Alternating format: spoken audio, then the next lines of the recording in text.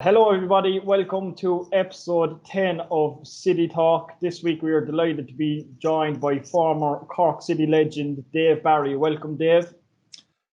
Hello, Paul. How are you?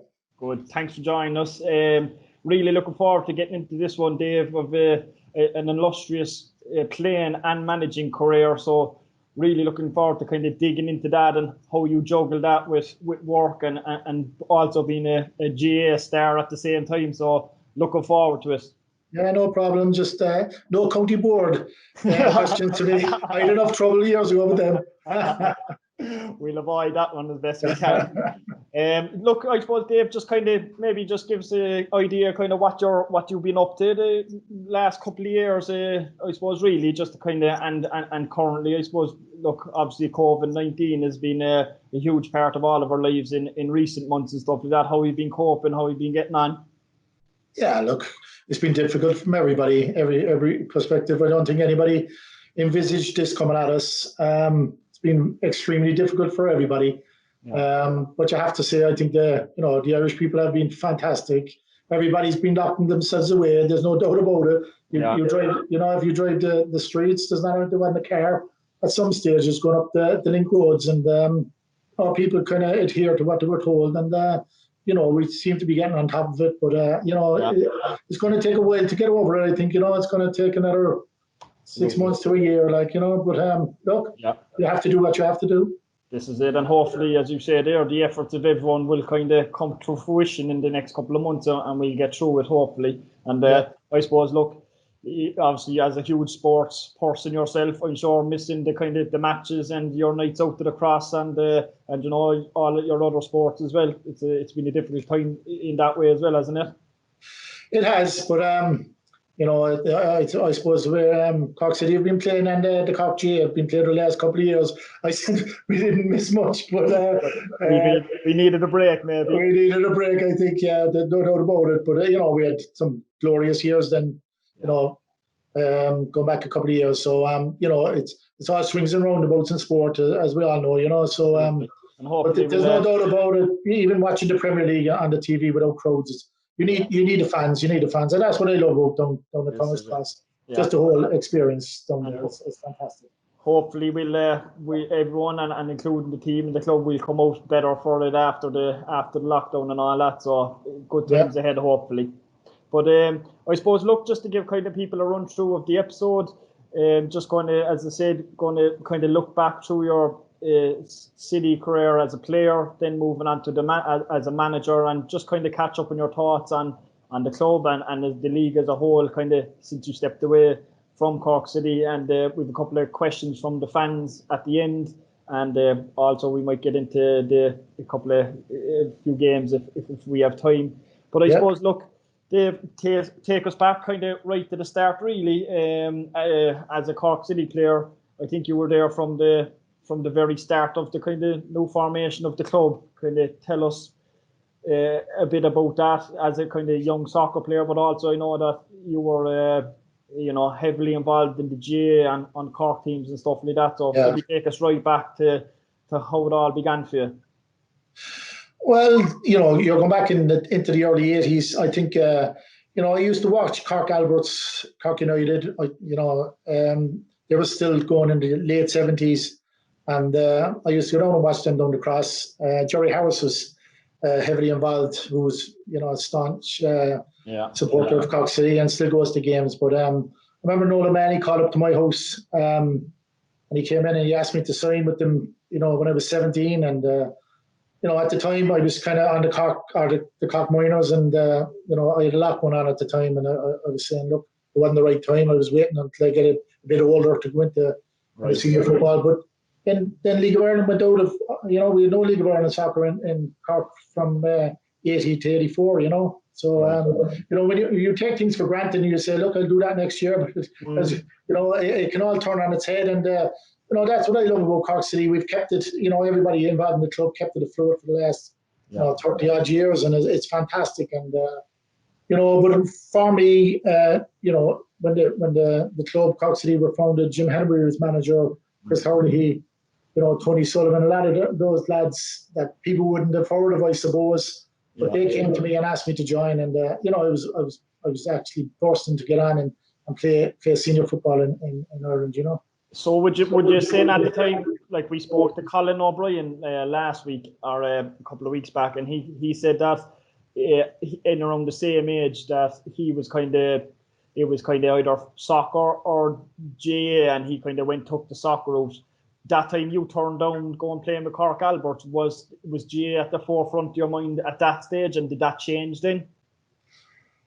Well, Cork Alberts were second from bottom at the time, and they weren't doing so well, and there weren't many people going to watch them. You know, it was a real struggle. Right. By people like Cork. You know, soccer in Cork has been a struggle for many years. You know, especially in the late 70s. Since Hibs and Celtic finished, from then on, it was a real struggle to get people into the cross to watch League of Ireland. But you know, I think really I was waiting to, you know, maybe, you know, a year or two. You know, at 17 was young, you know, to push on. Then at 18, 19, maybe I had a step. But as I said, League of Ireland soccer wasn't their own, so I was just more than happy to get on board with Cork City when they founded in '84. But you know, my first game at League of Ireland was well, away game was up in Dundalk, and I broke my leg, so that was a real welcome. And I was playing with the we got into the county final with the Bars 4 weeks later. And I missed that. I was in plaster for my tie to my ankle, and they lost that. So I didn't go down too well in the GA circles from the Bears at the time, you know. I'd imagine so, yeah. Because just kind of looking up on some, you know, information of both your playing and a soccer career and your GA career. So you would have joined City in '84, but you had been playing GA solidly, really, for all the 80s, you know. Yeah. And that's something I'm sure we'll get into kind of a bit more later on, how you juggle the two, but. We Stuart Ashton on last week, who I think was there around the similar time at the very beginning, and I think he was kind of saying the same. It was a bit of a struggle to get the club off the ground at that stage. That's kind of, it's accurate, really? Like, is it? Yeah, no doubt about it. I think really when Stuart came over, he was probably one of the better players that came over. There's no doubt about that. You know, Stuart on the pitch could hold his own, but I think a lot of the players who came over, you know, you'd expect when they come from England that they're going to be, you know, world beaters, and you know, they're all pros. So when we hear the word pros in Ireland at the time, that they were saying, look, they're going to bring the standard way up, you know. But as we've seen from the last couple of years with Cork City, we bring in players from England, and they're just not good enough.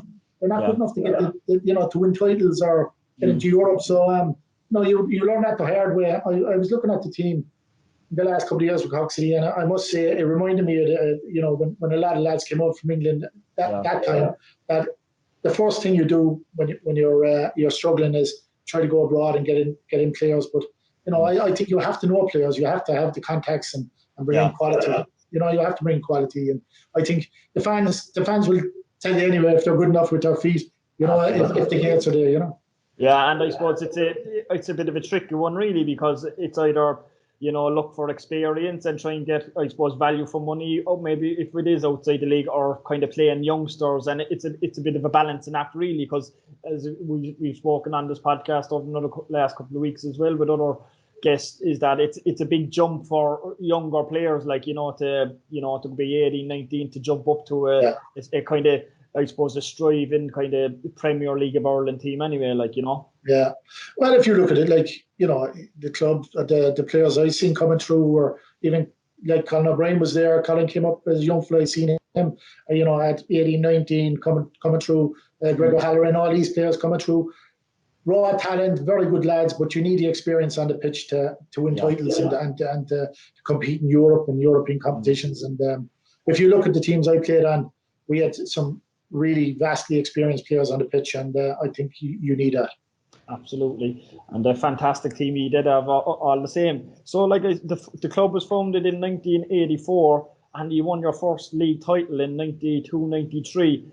You know, was that 8 years? Kind of, it's not a long time for a club to be in existence. You know, you must have made huge strides within that 8 years, and you were obviously part of that. How did that process evolve? Well, I remember, you know, you're talking about 84. I broke my leg. I was out for most of that year, came back in 85.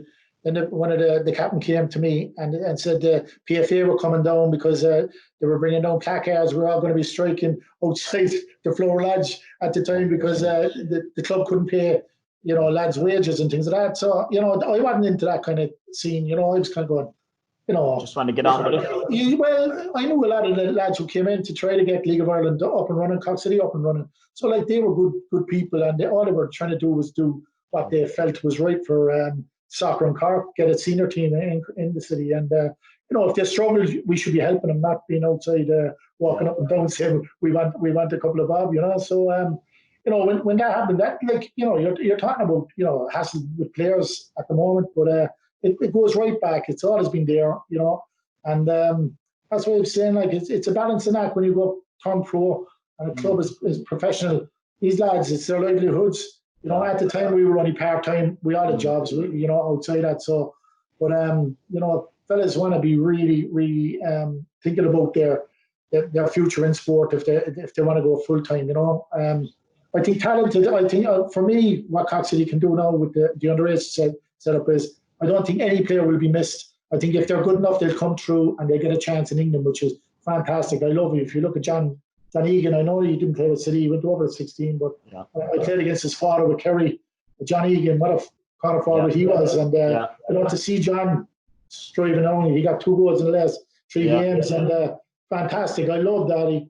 A lad down in Toker and play with Evergreen, and that's what I love to see. Yeah, no, it is. It's fantastic, and there is a lot of kind of the structures are definitely a lot kind of better currently, aren't they? With the all the standards, I suppose, have been brought up right across the board with the academies, and trying to do the right things and improving it. It can only bode well, really, for the future of Irish football, can't it? Fantastic. I think years ago, to get on any schoolwide team from Cork down in South, like you like, if there's a 50-50 choice, they normally go with the players they know around the Dublin, the schoolwide league up in Dublin. So, I think a lot of very good players, probably would got a better chance if the structures were there, and that's what I love to see now.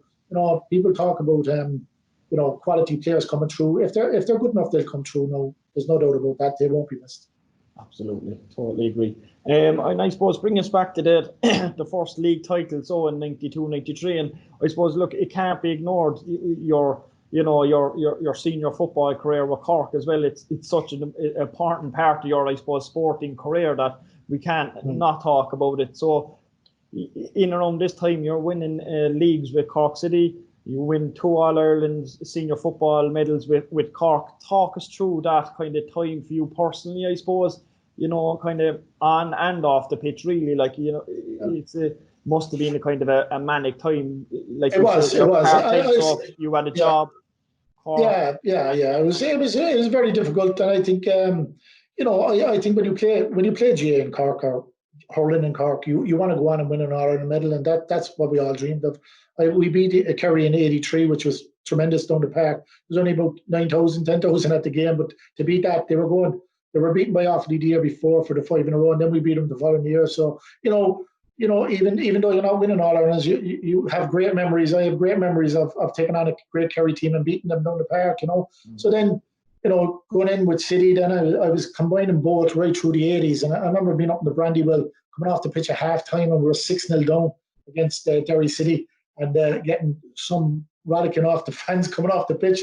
And, but we went out in the second half and, we scored 2 goals and we kind of put a battle. And I think that's what it is about, with me, when I played with Cork, we were always underdogs because it was a knockout situation in the GA. We were always playing Kerry and they were the best team in the country. So, and then with Cork City on the flip side, there was no money with Cork City. We had to go with a lot of local lads, once senior league players, and we were always fighting it up. We had battle, But I think that's when Nolan Manny came in through the 80s, that he was used to a battle, what it meant to get you fired up for every game, and, to actually go on and to win 2 All-Irelands, as you said.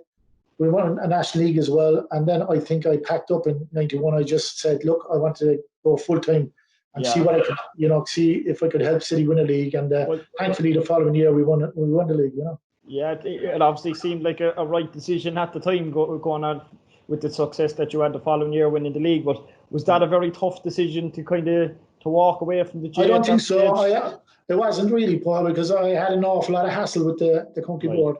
they made it very, very difficult for me to combine both sports. And look, I'm a Cork man. You know, I never defined the difference between the J and the soccer. I played with Cork. That was it. Whether I was down in Killarney wearing a red jersey, or I was up against Shamrock Rovers up in Dublin with a Cork City jersey on, I was still representing my city and my county, you know, and that's the way I felt. But a lot of people didn't like that, you know, especially in the GA, didn't like seeing my, you know, a picture probably on a Monday, you know, having scored or something, and you know, I was playing with the Cork team. So, you know, in '87 I missed out on playing in All Ireland because they brought in a kind of code of conduct. It was a ban, really.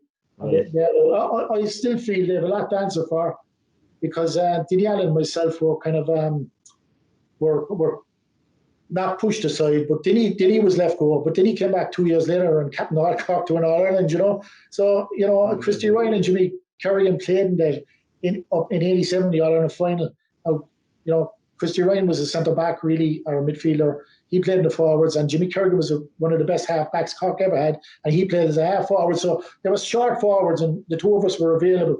The county board decided not to go with us, but it was only, you know, a year later that Billy Morgan came back and he brought myself and Denny back, and, you know, two of us played in the '89, and, you know, we won it. So, you know, I think you have to have a broader mind than a lot of them had down the county board. You know, when it comes to sport, you have to, you know, I think if you look at Jack Chan, God rest his soul, who passed away, you know, he had a lot of hassle with Paul McGrath, but he never dropped him. He kept, you know, getting him on the plane and getting him ready for the matches. And, you know, I think we can all just turn around and say, look, I don't want that pushing fellas aside. But, you know, you have to get your best team on the pitch, you know.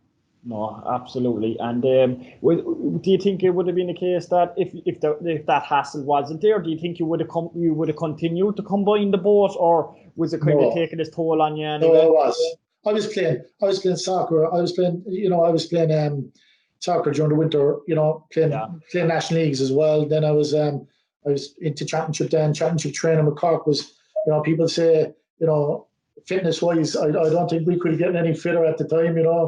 Like the likes of Larry Tompkins and all these guys were exceptionally fit guys, you know. And but I think, you know, when we won the double, I think to win hurling and football in the same year, you know, and to actually, you know, we went down and we lost the following year in '91 down in Killarney to Kerry, and I knew myself that I was just bumped out. I just needed to walk away from it and give the soccer a go. You know, I've done it. You know, I was lucky enough to do what I wanted to do in GA, and I wanted to give it a go with City. You know, did the soccer always kind of hold a bit of a higher echelon with you, kind of as a sport?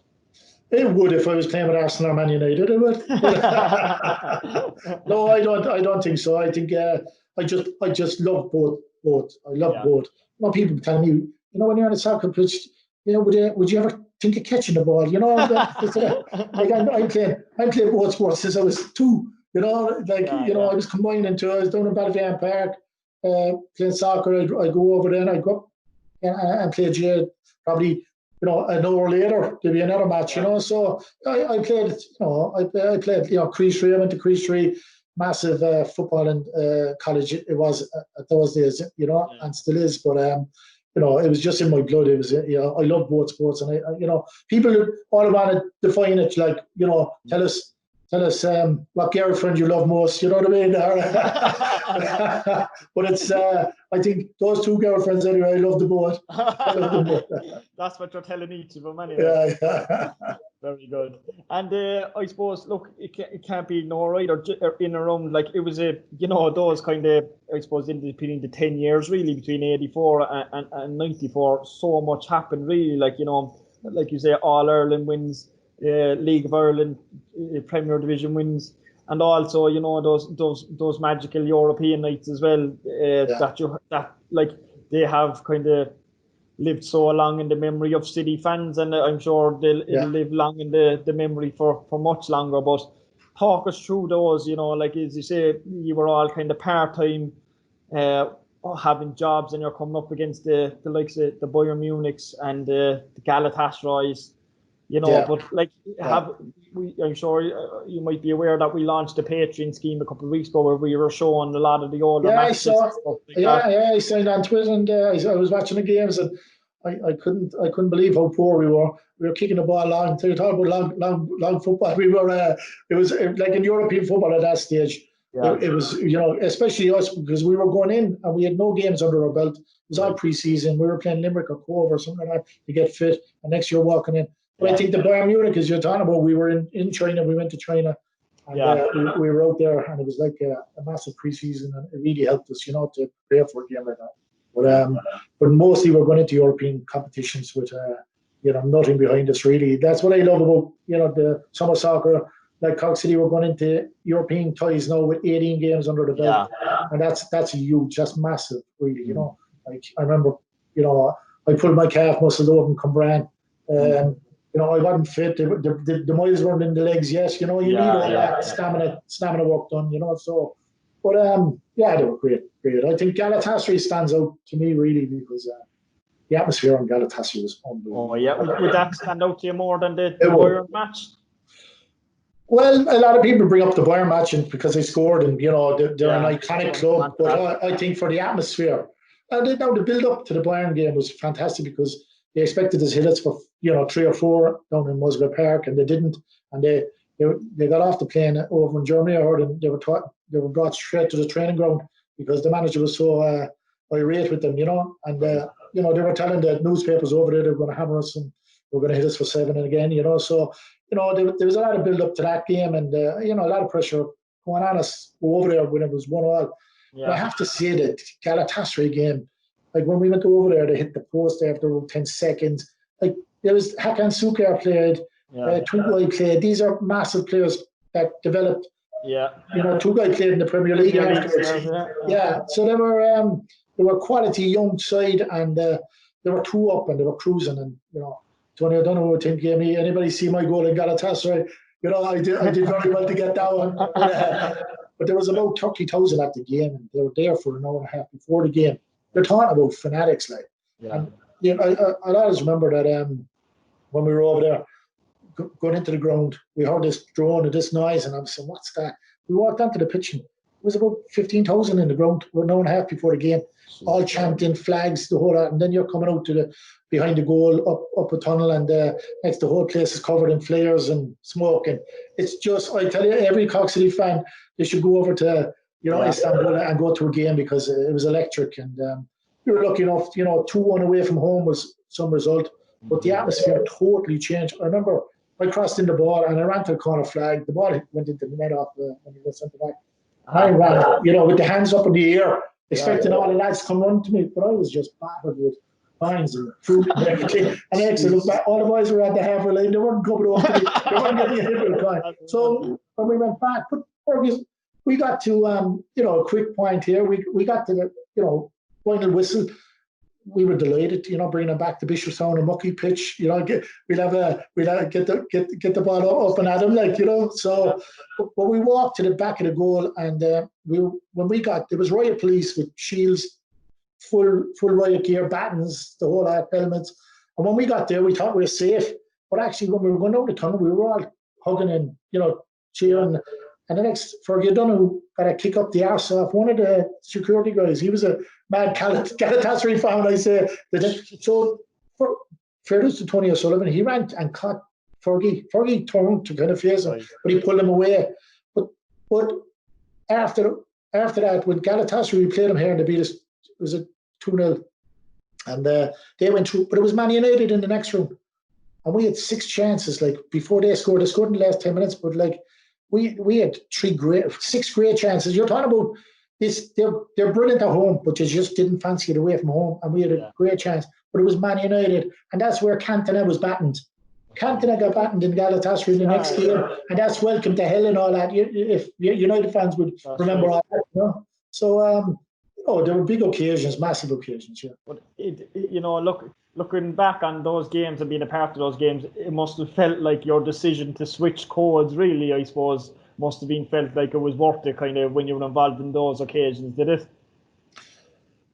Well, it did. Look, you play sport for the love of the sport, and what games you go into, who knows? We were in China, and next somebody pulled out, the directors came in, and we were on the swimming pool over there, and they told us that we were after, we drew Bayern Munich in the UEFA Cup. We couldn't believe it, And they're all pull out that I had at the time. So Yeah, you won't get them. You won't get them now seeded. because you seeded now. Yeah. But at that stage you could. But we played Slavia Prague, and I never want to see that crowd again because they were the best side I ever played against. Oh, go away, Jesus! Fantastic. You'd assume it was the Bayern Munich, but just kind of wanted to, I suppose, focus a bit more on the Bayern Munich at home game. Obviously, like you say, it's probably when you think of Dave Barry, you think of that game really because of the goal. And I read a quote when I was kind of looking up some information on it, and it really kind of stood out to me. The J.S. there, who became a soccer hero at the home of Cork Rugby. Did you ever hear that quote before? I did. I heard it, all right. But I slagged the rugby lads. I drink at a bar and a couple of them go up there. I said it was the best score ever in Musgrave Park.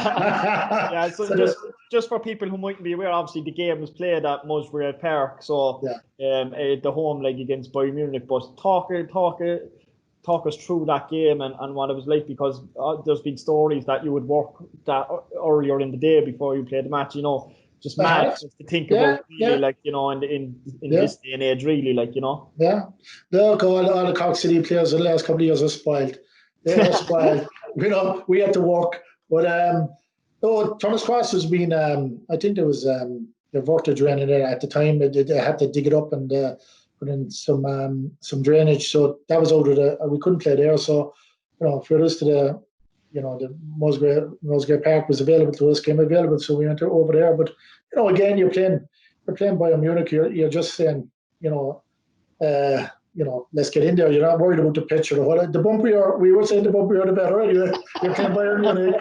But I was working that morning. Like I had to make a living. I had a mortgage to pay, and I worked up to maybe an hour and a half before the game, and went home, grabbed my boots and ran in, and arrived at the game. And then there was hassle in the dressing room then because Pat O'Donovan, had one of our greatest chairmen.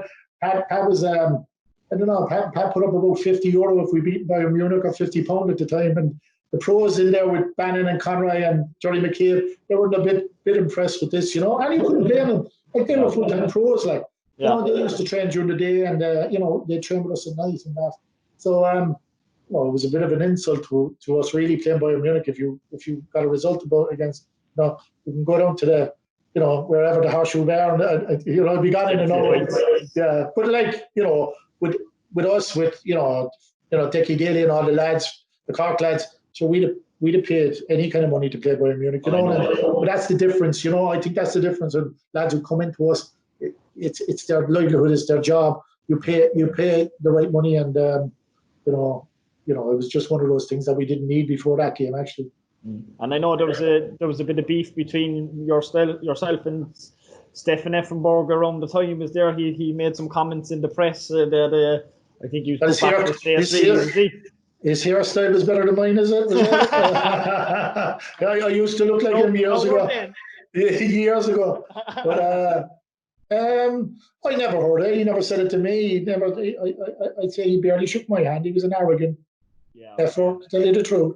But he had that look of a really cocky German, and he came over and he expected to walk onto the pitch and get it all his own way, but it didn't turn out that way. They went one down, and I suppose he showed a bit of character by getting the equaliser, but I think he got a bit of stick because he was the new golden boy at German soccer, and he went back and said that the fella. I think he said, I don't know. He said the whole team were old enough, to be his father. But it came out that it was me that the lads were saying that it was on the paper that he said the player he was marking was old enough to be his father. So I say he got a bit of stick right off the German press. But when we went over there, and it was nil all with. It was nil all in the game, 1-1, and I remember a ball came off the wall and I hit it and went through. The keeper parried it and went through Paul Bannon's legs. That was a nil all, and if that had hit Paul's knee and went in, who knows? But look, it was just one of those games. But what people would know, I was wrecked. We were all wrecked after that game, walking off the pitch. We were very disappointed. We went down 2-0. We were very soft. Liam Murphy handled the ball. Unfortunately, in the last kick of the game, really, and we were beaten 2-0. But I was walking off the pitch, and a couple of press fellas came over to me, and they says, "Have you any comment?" And I says, "If Stephen Effenberg thought I was his father," I said, "He played like my mother tonight." So I tell you, for the press, they loved it. You could see them all smiling, writing this down, because I think they all like having a go at him, I think, you know. Yeah, I don't think he was probably, you were more liked over there, I'd say, than he was by the sounds of it. Yeah. But again, fantastic memories, and as I said, look, it's something that lives long in the memory, and it was great to kind of over the lockdown to be able to watch those great matches, you know, the Galatasaray, the Bayern Munich's, and I'm sure it was probably nice for yourself to kind of look back and you know, be able to kind of enjoy him a bit more, even though you probably didn't enjoy running around as much as you did at the time, but it's nice to look back on it now, certainly, isn't it? It is, yeah, no doubt about it. It's, I haven't got any of those games actually, and you know, when they came up, it's just to look at it and just see the action again. It brings it right back to, you know, the game and how you felt during the game and things like that. But you know, again, I would say in those games, you know, for part-time players, especially starting the season, you know, no league games under us. You know, we went out there and gave it our best, you know. Unbelievable, and I think he did Cork and the club more than proud, really. It was a fantastic occasions that, as I said, will live long in the memories for a lot of Cork City fans. But kind of, I suppose, moving on from that, really, after your kind of league win in 92, 93, you played on for a couple of more years after that before you kind of hung up the boots. How were you kind of feeling coming towards the end of your playing career, I suppose? Well, I suppose you're talking about winning the league, you know, like we threw it away, really, for me. We threw it away in 1990. Like everybody won everything in Cork that year. We won the hurling, the football, we won the basketball, we won the rugby, Con won the rugby. It was up to Cork City to make a clean sweep of it, and then Tom McNulty, you know, beat us down in Turner's Cross with a 1-0. All we needed was a point to win the league, and that was really good, gut-wrenching. Really, it was so hard to take. It took me a long time to get over that because, you know, coming from, you know, what I've seen with Cork City in the early '80s and how we were being hammered around the country, and then to be so close to winning the league title. I think, you know, comparisons to me is when I played in '88, came back in '88, and you know, we took me to a replay. The first game we should have won, you know, and then to lose the replay, and then to be so close and not win it. You know what I mean? It's you know, it leaves a real dry taste in your mouth coming off a pitch, knowing that you should have won the games, you know. But you know, in '89, as you said, we won the All Ireland. That was great. But to actually come back after losing the league in 1990 with Cork City, and then to win it up, and we had to go up to the RDS to win it, and you know, there was no way. I can tell you, there was no way we were going to come out of that ground without winning that game. It was a 3-2. It was end-to-end stuff, but like we had so much experience, and I have to mention, you know, the lads like Johnny McKay, Paul Bannon, Phil Harrington. These boys came over from abroad, you know, and Paul was Tipperary, but he left when he was 15 to go over to England. But when these lads came in, you know, when they were on the pitch, you know, they you'd have to know the game when you're on the pitch. You have to know what's going on. You can see things, you can smell things that's going to happen in a game. And these boys knew how to win games and get us over the line. And you know, thanks be to God, we did it. Fantastic. And I suppose you hung up the boots then in around 95, I think it was. And well, I did my cruise ship. Rob Hoymarsh came in, and what you call it? The chairman rang me, and he said that would I go out and play a pre-season out in the Mardyke? Right. So I went out, and myself and Decky Daly did our cruise ships in that game. The two of us did our cruise ships. So it's you know, it's funny how the cruise ships was a lot. I suppose it was a lot. Yeah. The Colin O'Brien a couple of weeks ago, it was a kind of lot bigger. Not that it's not a big deal, but it was a lot more, I suppose, very serious back then. It was a potential career ender, really, like, wasn't it?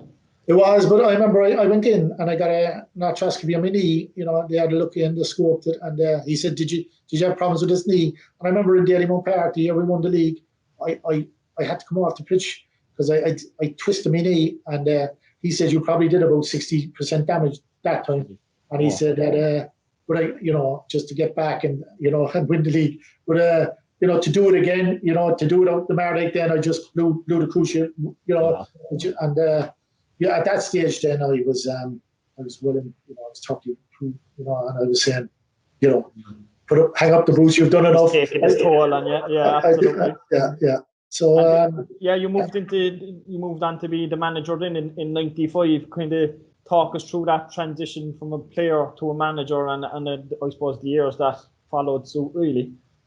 Well, I suppose again it was when I was around the club a lot. I was out running, training, keeping myself fit.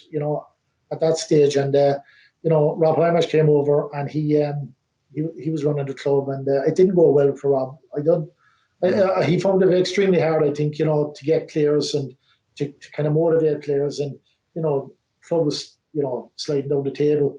So with about 7 or 8 games to go, Rob got the sack, and the directors came to me and asked me would I step in and and help out. So it was just I never thought about it. I never thought about managing City, but I said I'd give it a go and see how we went on. But I think there was 22 players on the panel, but we got beaten by Waterford Glass in the Munster Cup final down in Waterford. We were beaten 1-0, and I got rid of 16 players on the way home on the bus. I kept 6 players, and I got rid of 16. Interesting bus journey, I'd say. I know, but that's the thing. It's no use having players that are aren't good enough. You have to be. You have to. It's no matter what level you play. If it's junior soccer or senior league or League of Ireland or whatever, or it's first division, Premier. Everybody has their level. And you have to find players' levels, and that's where they play. So at that stage, I knew I had to go out and as a manager, with no real experience, but experience in the game, but none as managing.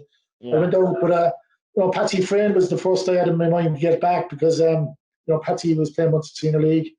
I got Patsy back. Phil Harrington came back. I got Philip Long back. Dickie Daly came back after doing his cruise shit. So Dickie was coming back. So a lot of players I played with, I knew I had an absolutely tremendous appetite for the game and train hard, and wouldn't give me any problems. I knew that the minute they come into the dressing room, they'd give me no problems. And I had 6. I have to mention Dave Hill as well. Dave Hill was after coming in with Rob. He was a good friend of Rob Hamish. But Hilly was a tremendous player, and Dave Hill was stayed with me, stayed on as well. So with the likes of Dave Hill, the quality he had, and then the players I knew bringing in, I was up to about 11 or 12, so I could start the match anyway. And then you fill in around that then, and I remember we got Ollie Carl. Ollie came in and he was tremendous. Derek Collin came back from England as well. Derek was, he was very disappointed because he went over. Liam Brady signed him, I think, for Brighton, and when he was coming back, players at 19 think they're going to be over there for life, and so Derek was a tremendous player as well. So a lot of these young players came in and did a very good job for me. Yeah, and I suppose success kind of followed you again, really, a couple of years later, winning the FAI Cup in 1998, and I suppose like something that you kind of like even taught the likes of Joe Gamble and Neil Finn from the teams that they had in 05 and 07 and stuff like that. You probably think that a lot of titles are going to come when you have a good team, but you could see even from the history of the club, with a lot of great teams, titles and cups and leagues, they're very hard to come by. So it makes the ones that you do win even more sweet, I suppose. How was that for you in 98? In 98, it was look, people have to realise there's always going to be one team out there that's going to spend the big money. That's going to get the best players, especially around the Dublin area. We were up against Pats, who had quality players. I played in League of Ireland sides, and probably 6 or 7 of them of the title winning team would be on the League of Ireland side. So like Derry had it in the 80s. Then it was Shamrock Rovers in the early 80s, then Derry, and then you go in. Then Shelburne kind of ruled the roost for about 10 years. And then Pats threw a lot of money at it as well. So, there's always one team that you like. I think Cork City, if you went over our career, with City, I said we came second so many times, but you're up against the National League side, really, that you're up against and you're playing against. But, you need equality. And I have to mention the boys at 05, that won the league. That was, the boys who came in, Danny Murphy, Dan Murray, Neil Finn and all these, they were quality players. When they're on the pitch, they knew the game, technically very good, had a great attitude. And like, that's what you want to see when you bring in players. And like, looking at those lads, you knew that you had a chance every time you went onto the pitch to win games. And if you can win, so many games, you're going to be in the show for the titles then, but I think that team was really, really, a tremendous Cork City team, yeah. Yeah, and the 98 winners, I suppose, like it was another 9 years after that before the club seen another FAI Cup. So it just shows kind of how big those wins were, like, doesn't it? And you kind of assemble a good, experienced team with a kind of mix of kind of young blood, as they say, like the Ollie and Colin O'Brien, adding a bit of the kind of Derek Hall and adding the younger feel to the team. Kind of you had the right blend at the time, like, didn't you? Well, I think Ollie and Colin O'Brien were outstanding for me. We played 4-4-2 at that stage, and Ollie and Colin was outstanding. Actually, I think he played some of his best football at that stage under me when I came in. And I love wingers. I love getting people down the line, getting the ball in the box, and it's what I grew up watching and doing. So, but we lost Colin to a cruciate actually, and he missed the cup final. So I was into the cup final against Damien Richardson and Shelbourne, and again, they were the top dogs in Ireland, and you're going in and you're kind of going, we're going in with one of our best wingers, So there was a situation when I went in, what am I going to do? So we lost Stephen Napier then for the, Stevie, had a bit of a problem and he had to go to hospital for the replay. So, but I remember Fergie O'Donoghue the night before the game. I couldn't tell Fergie that he was playing. I'd have to wait until the last minute, nearly before we went onto the pitch. I'd have to tell Fergie he's playing, because Fergie's first thing when he hears he's playing is going to the toilet and get sick. But, it was his ritual, Fergie gets very nervous, but quality player, brilliant player. And I knew Fergie, played with him, knew him well. So they had Mark Rutherford as a winger. So Colin O'Brien was missing. So I was kind of saying, what do we do against Shelbourne? So I decided to play 3 in the middle of the park and tie 3 and leave. I brought in Fergie, told Fergie he was playing that more, and he was, Fergie was up for it, and he was marking the best, one of the best. I think Ollie and himself were the best wingers in the country at the time. Yeah. And but Fergie had a tremendous game in him. It was fantastic. You keep one of their best players quiet, and you have a chance of winning it. And but like I played Patsy Hilly and Kevin Flanagan in the middle of the park in a 3, and they ran the show. They were fantastic on the day. And then Ollie on the wing, I told him just stay forward, don't come back. Just terrorise their right back, which was Greg Costello was playing right back, and Greg was a kind of centre midfield. Right. But I was surprised they left him there, and Ollie was fantastic at that stage. So for Derek then far post get the header, and actually bring an iconic trophy like that hasn't been down in Cork since Hibs and Celtic days that I watched in the early 70s to actually manage it. Because I suppose people have heard this, but my grandfather and great grandfather won the FA Cup. So they were steeped in, they played a lot of soccer when they through in soccer. So you're going back a couple of years now with my grandfather, great grandfather, but like seeing them win it and to go on and manage it then. But I lost 2 cup finals, 89, and when I hit the post and then it was gut wrenching again. But and then we were beaten against Bohs as well. But then to go on and win it in '89 was How did you find the success as a player to a manager? Was it a different feeling from winning the league as a player to winning the cup as a manager? Was it kind of a different, sense of achievement with each of them? I still drank as much. I don't celebrate as much. I did. I don't think so. I think a lot more responsibility definitely as a manager. Because you're carrying the weight of all the supporters. You're carrying the expectations of a club that for every gate you get in. If you get to a quarterfinal, semi-final, and you get home draws, it's massive for the club to just keep it going. Yeah. And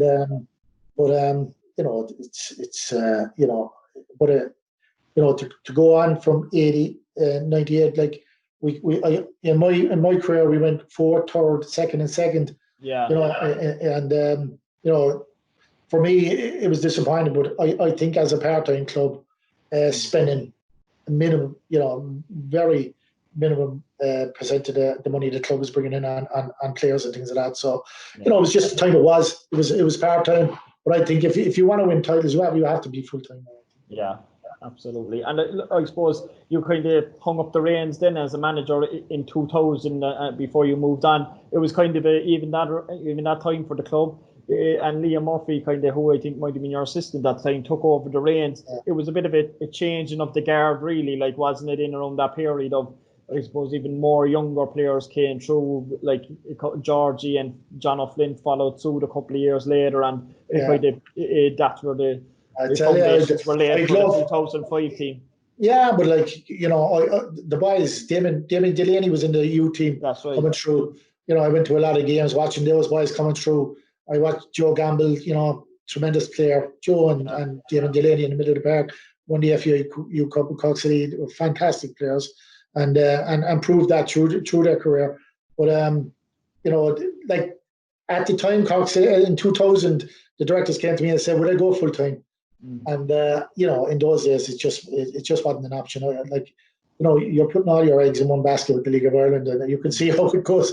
It can go pear-shaped very, very quickly, So I wouldn't do that. And I said, look, Colin Murphy was around. He was a manager he was an English manager, but he had managed Shelbourne, and he was around, and they approached him when I was manager. I said, look, bring him in with 7 games to go. Even look at the squad and see what he needs. So he came in, but what he did was he got the Leicester job before the season started. So he got £1 million, I think, at the time to build their reserve squad. And what he did was he took one of our best players with him over to England when he went over there. Delaney. But he went on then with Liam again. But look, everybody is at the end of the day, we're all Cork people. Try, everybody who goes in there wants to do a good job. Absolutely. And I suppose 2000 kind of saw an end to your association with Cork City was in an official capacity. Would I be right in saying that's the kind of last time you were involved with Cork City in an official way? It seems like a bit of a waste, really. They steeped in Cork City to that be the kind of end of the road, really. Why? I suppose not just with Cork City, but why do you think that you didn't have any more involvement with either Cork City or football kind of in general, directly? I mean, now, I don't know. I don't know, really. It's not that. But when Forrest took over in 2010, I was up in the Talca Park when Graham Cummins got that winner. You know what I mean? It was fantastic, and what a journey Forrest has been on since. It's it's been a roller coaster ride, and I know how difficult it is, because when I was there, I was looking after players' contracts and things like that, and just to keep the whole ball rolling. But I think for me, you have to keep a very tight rein on the financial side of things. Definitely, you can't leave it get out of hand. And if you're going to spend money, you have to spend it on quality players. That's I feel. I think if you look at Dundalk, and we were up against Dundalk for a lot of years, beating our heads against them. But I think when their dressing room door opened, they saw Bobby Benson, Patrick McElhenney, Dave Macmillan coming in, quality players coming in. But I think in the last number of years, we were bringing in players that you just weren't at that standard. Yeah. And I think a lot of the lads who gave us success struggled because of that. They needed quality players to come in and help them, because they had done it. They've done it for us. And I think they when they see players coming in, they want to see quality players coming in. And I think the players that came in just weren't good enough.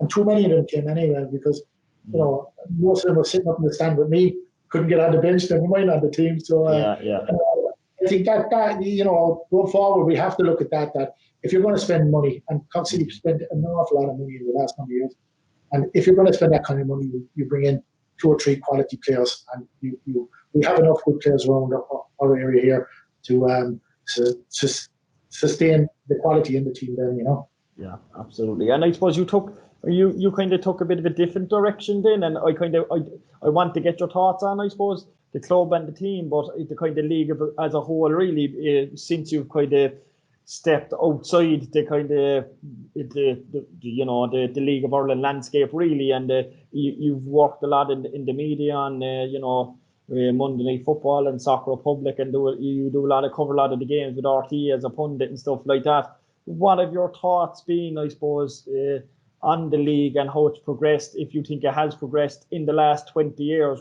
what are your kind of thoughts on that one? Obviously, since you stepped away, it's gone. A lot of clubs are trying to gone full time, and you've seen a lot of clubs throwing a lot of money on it, and it's been a kind of a boom to bust situation. It's been very difficult for clubs to sustain that. Give us your thoughts on that. Well, like go back into the 80s. If you go back into the 80s and you're talking about my time playing, if you look at Shamrock Rovers paid the biggest money and they won the most titles. And you always hear Shamrock Rovers 4 in a row. Like, they did it, and they go right back into the 80s. Then all that team, probably half that team went up. Shamrock Rovers went bust. They went up to Derry. So Derry then went on a run, and they were winning leagues and cups and things like that. So, financially, you have to have the backing. But what I find is, if you look at Shamrock Rovers the last number of years, Shamrock Rovers have invested heavily now into the league. Now, my big thing is if and everybody wants to go full time. Look, if the GA was full time, we'd have better quality players and better condition players and things like that. If people weren't working, it just goes. If you look at the rugby, you take Munster for example. You look at the way everyone knows it's a professional game. They can go anywhere in the world and they can take anybody on. So you need to be professional. But having said that, to be professional doesn't mean you put your neck on a line and say, we have to finish first and get 800,000 in for winning the league and get into the Champions League. You can't do that. And I think Cork City spent too much money in the last number of years on bad players. And with that money, they should have been in quality and try to stay competitive at top of the league. But, I think Shamrock Rovers are doing it now. Dundalk are doing it, if there's another one or two, only one can win the league. That's where the money is. And whatever 2 or 3 are going, it's just as it's happened to see over the last number of years, you're going to struggle then. A lot of clubs relying on the banking on the European. It's kind of it's a bit of a catch-22 really for clubs, in it, to kind of go for it and with the hope of getting Europe. But clubs, especially with the way they hold structured leagues are at the moment, it's a difficult one. You're leaving yourself wide open. Kind of, if you do go for it, then you don't make it. It's a very difficult kind of scenario for clubs, isn't it? Yes, it has been, Paul. It has been. If you look back, if you want the 7,000 going to Turner's Cross, you need the quality on the pitch. Yeah. If the quality drops and they're being entertained, you're going to have the usual hardcore of 2,500 out there. If you want the extra, 5,000, 4,500 out there, you need people to stimulate the crowd and get you on your feet, which I thought going back into, as I said, 05 was that kind of, the way they played football was fantastic. I think, the year we won the league was fantastic with Sean Maguire. Like Sean up front was electric. But you need those kind of qualities, and I think, without getting more quality player, or going out and getting 3 average players, 4 average players, and paying the same money, it doesn't make sense to me. And looking at the league, I suppose, and the current structures and set up the league, there's been a lot of talk recently on possibly an All-Ireland league or a restructuring of the current setup of the league. What are your kind of thoughts on that, on kind of rejigging it? And, there's the talks of streaming coming on board and, just giving the kind of league a bit more exposure and building it up commercially, hopefully under the new regime, I suppose, in the FA, it starts going in the right direction. If you look at RTE, as you said, I was in the, one of those, I was nearly there 12 years. They asked me to do it before, I'm on there, nearly 12 years. But like RTE, I know on RTE that a lot of people were cribbing about the coverage League of Ireland was getting, and you wouldn't have the fan base, they're saying, and the viewership for that kind of coverage. Like, you're getting Monday Night Soccer an hour on a Monday, and then you're getting a Friday night game. You were getting a lot of Friday night games as well. So, like, people were, you're saying about the coverage. The coverage was there. You're still not getting the attendance looking at it. You know what I mean? And look, the Premier League is a massive draw. I watch the Premier League. People say to me, you're either League of Ireland or you're Premier League.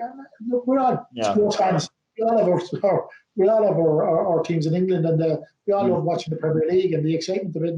You want to watch the world class players. But for me, being a Cork man, I love going down there on a Friday night and being in the heat of it down in Turnercross, shouting at the ref, and the blood going, and to go to the next step, the money is just not there. Like clubs are surviving. Like this thing about playing games during the COVID behind closed doors, it's nonsensical. Like you have to have the gates. Obviously, you have to have the gates to pay the players.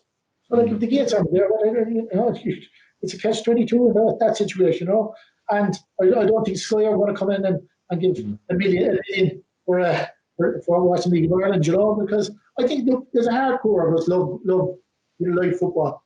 And, we grew up with it, we loved it. I'll be there, for the next 20 years watching it. But that's the way it is. I think it's very difficult where we are, because if you look at Shelbourne, when they won so many titles in the 90s, I know for a fact that they budgeted paying their players on their European money.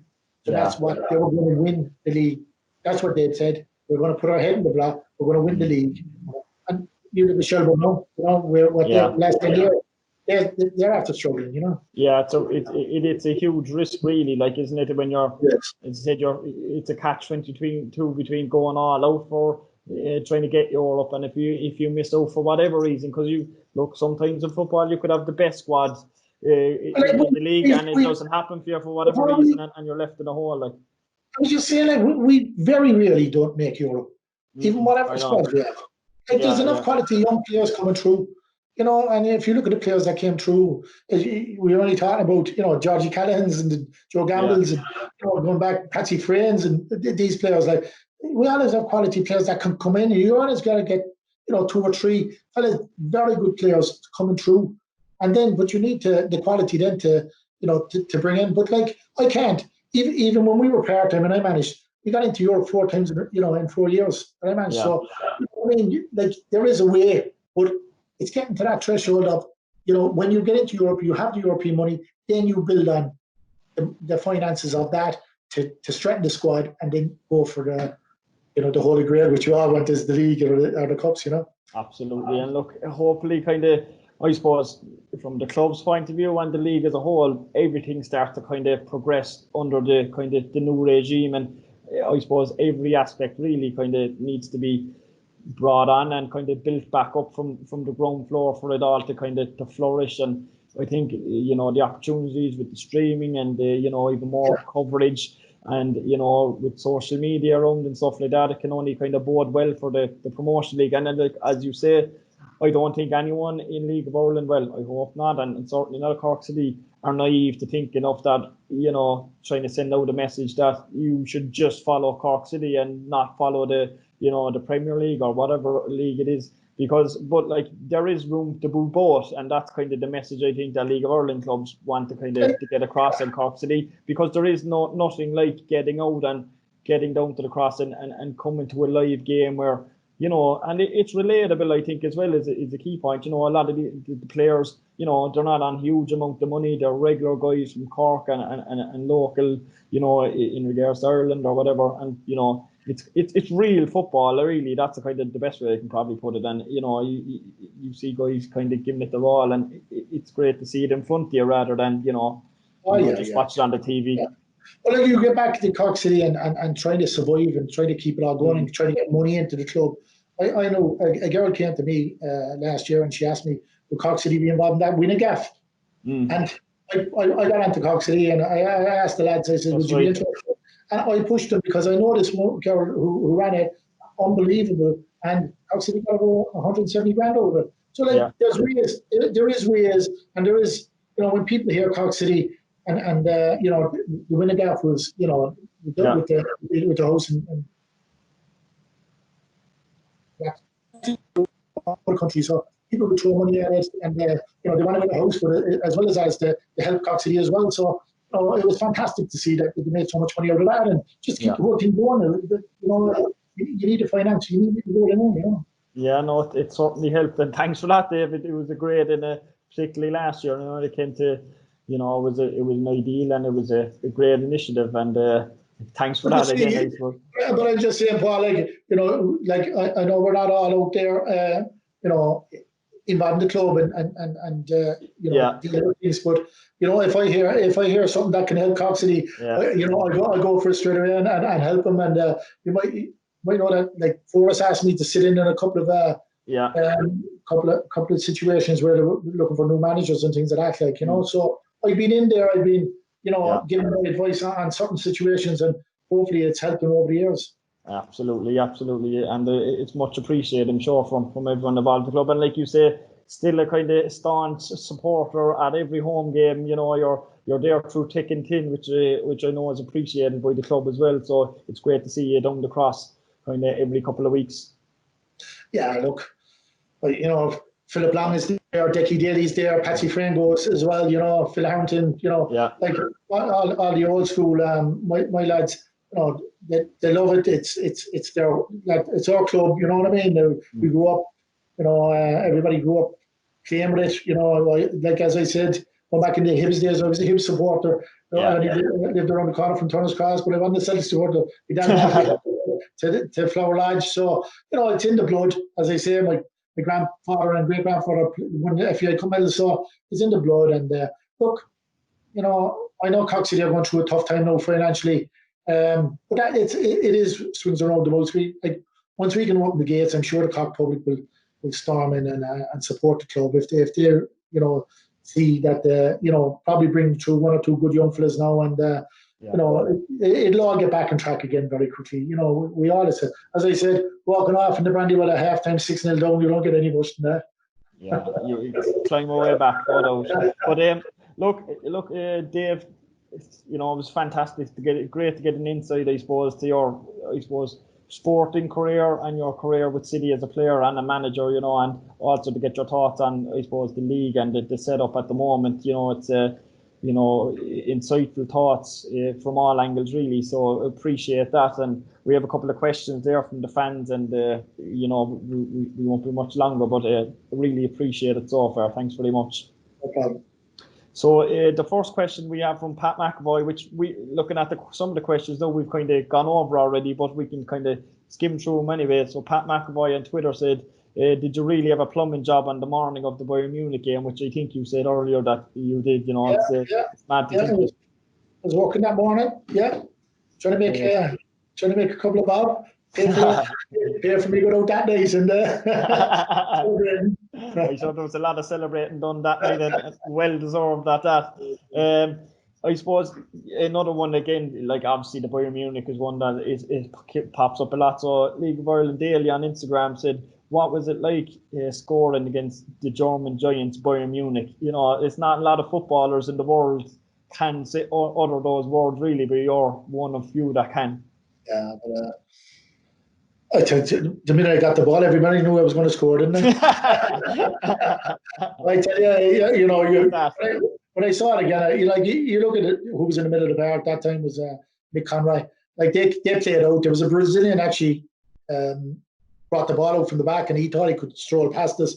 Mick Conroy played with Celtic, won a cup medal with Celtic, and that's a quality that Mick brought to the team. And he won a tremendous tackle, and then the ball rolled to Pat Morley.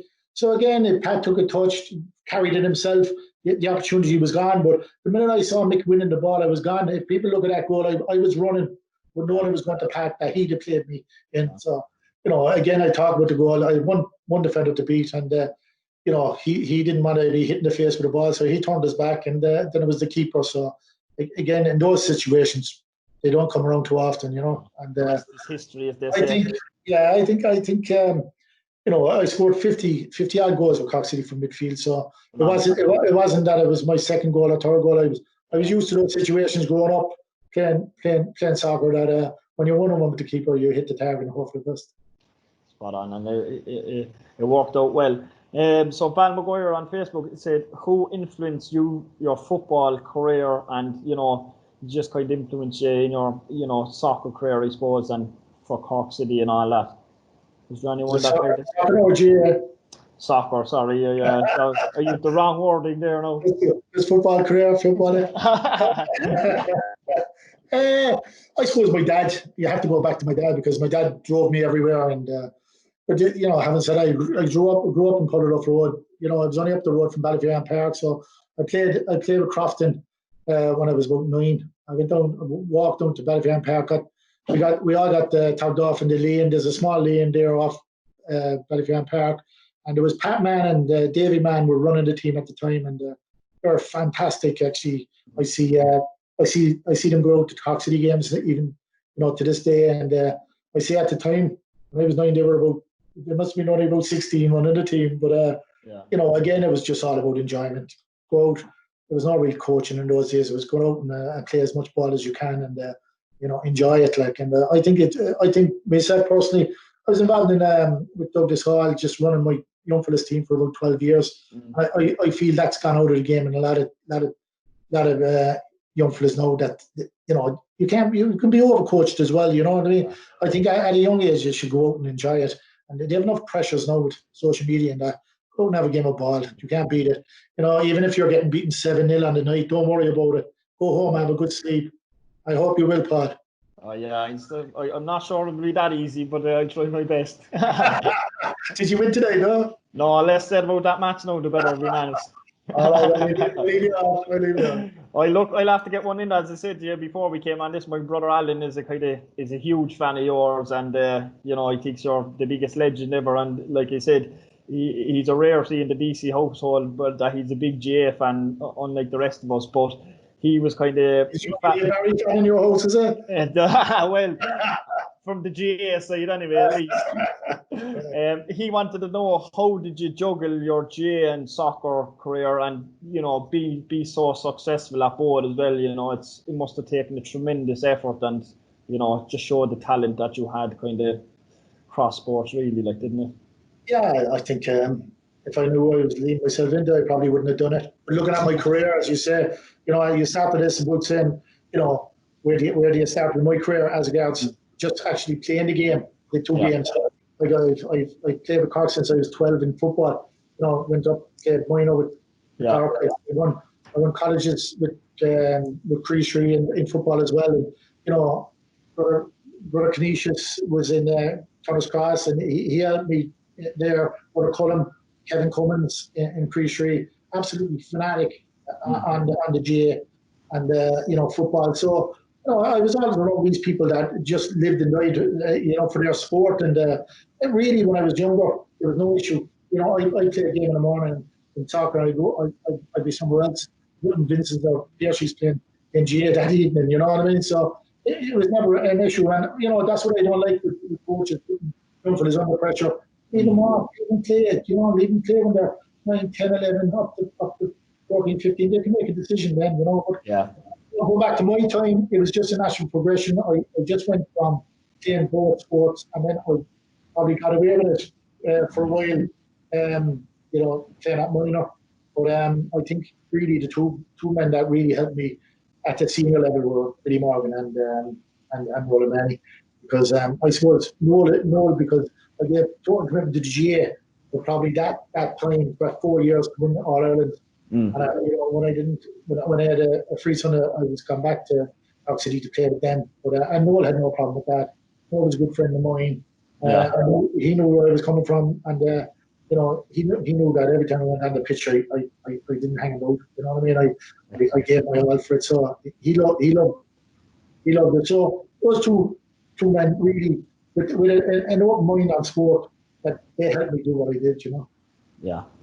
Great stuff. And look, just before we kind of wrap it up, we've been playing a game over the last couple of weeks with the midfielders that we've had on the podcast, and being one of Cork City's greatest midfielders, I'm interested to get your thoughts on this one. So the game is called Build Your Perfect Midfielder. So the only players you can pick are from players that you played with or managed, and it just focuses on different areas of strength and which player you'd pick out on each one. So the first one here is passing. So the best player that you either played with or managed that their passing was the best.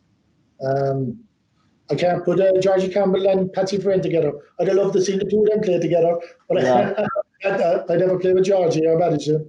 But I suppose you're done with passing. Managed. I thought Joe Gamble was a absolutely fantastic passer of the ball, but again, he was a U player when I managed, But Joe saw a pass, no doubt about it, in the middle of the park. He saw a pass. So these would be players that you played with or managed? None of them. You were skillful players, but none of them could pass the ball. I think, look, if you're talking about players I played with, I thought Dave Hill was an absolute machine in the middle of the park for me. Winning challenges, that was his game. I never seen him come out of a challenge without the football, which is, it's an amazing thing to actually skill to win a ball. But I think Hilly has, to win in a ball. I think to run a game, Patsy Frayne, no doubt about it. I think Patsy played his best football when he came back. But Patsy had a very good social life when he played with me, and but he gave all that up, and he came back with me for 4 years, and I think he played his best football of his career. When he came back that time, and he was absolutely fantastic. But Patsy, to read a game, to see danger, for a small man, know the game, knew how to hurt people as well. He had that in him as well, a bit nasty as well, So again, in midfield, I think you have to put Ollie Carl in there. I think Ollie had managed. When I saw Ollie, he came back. He was left go by Northampton Town. Remember we played Southampton in Con, rugby ground again, over in Kabul. Graham Souness was the manager, I think, and Liam Murphy said, "There's a young fella wants to have a trial. I told him come out and we'll start him." So I said, "Is he any good?" So Liam said, "We'll have a look at him." So after about 5 minutes, I saw Ollie, his pace was enough. We signed him, I say, at half time. We got out the pyramid and signed him. So Ollie was a great servant to Cork City, and I think he was outstanding. You'll probably catch me on the hop as regards, Well, we have different categories. So, like passing, we'll put down Dave Hill on that one. So strength, like as in who was the strong midfielder? Strength would have been Hilly, I think. Okay. Hilly couldn't see a pass. Right. So who do you want to put down for your passing? So just one player. I played with. I used to play the two boys up front, Bowling and Coffee. I used to play them in for goals. That was your game. So we'll put you in for passing. So we have Dave Hill for strength in engine. So kind of a workout. Patsy, I think Patsy has to go in there for reading the game. Brain, I'm guessing Patsy could be up for this one as well. Yeah. Pace. Pace in the middle of the park or right across. Yeah, it's a bit of a tricky one. The centre midfielders aren't really known for their pace, so I'll leave you off picking anyone across the middle. So pace. I think Ollie Carr was so fast. I think you'd have to put Ollie in. Yeah, he seems to be getting the nod the last couple of weeks. All right. He was rapid. Leadership. In a midfielder kind of situation. I played Decky Daly in there, so as a whole midfielder. Decky Daly. I think Decky captained all my sides, and he captained City when I played. So Decky, he had that in him. That's what stood out with Decky. He leadership really. A goal scoring midfielder. Maybe you're saying after that point, a goal. There was only me. He didn't score goals. Conway didn't score goals either when I played with him. So they're very few. I suppose when I played in there, that was my game. Anybody else was good. Liam Murphy played with me for many years. Liam was a tremendous player. A whole midfield player, and he everybody when I went missing, they covered me. So I suppose for scoring goals, I suppose that was my game. The last one is skill. Patsy will probably pop up for this one again, will he? I didn't play with too many midfielders, so I didn't really understand. Oh, yeah. I think you were dominating so much that you didn't need it. I don't know. I think if you're looking for skillful midfielders and real technical players, I think the 05 team. I must say Gamble and Georgie and all them were tremendous. I can't be talking about my team all the time. I think I actually loved watching those boys on the ball, and especially Georgie rolling around the place holding his leg when he never gets Wouldn't happen in your day, Dave.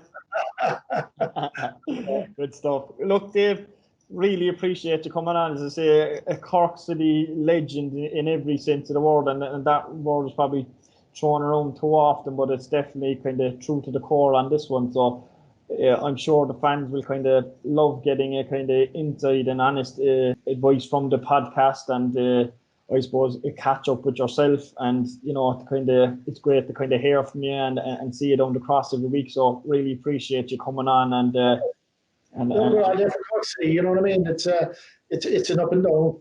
I think there's quality players up the country, and it's very difficult to be on top. And I think it'd probably take us another couple of years, to get back to where we were. But that's when the road, as you said, we'll get there. Absolutely. And look, thanks very much again, and keep well, and hopefully we'll see you down the cross again soon. Yeah, no problem, Paul. Thanks, man. Okay, thank you everybody for listening to episode 10 of City Talk. Great insight there with Dave Barry on his career and his thoughts on the League of Ireland and Cork City at the moment. Next week we are going to be joined by another former Cork City great, Kevin Doyle. So looking forward to getting Kevin's thoughts on his career and his time at Cork City. I'd like to thank Aaron Howie on production for this podcast. You can watch the podcast on YouTube on our Rebel Army TV YouTube channel, and you can listen on SoundCloud, Spotify, Apple Podcasts, and Android. So thank you everybody for tuning in and listening, and we will see you again next week.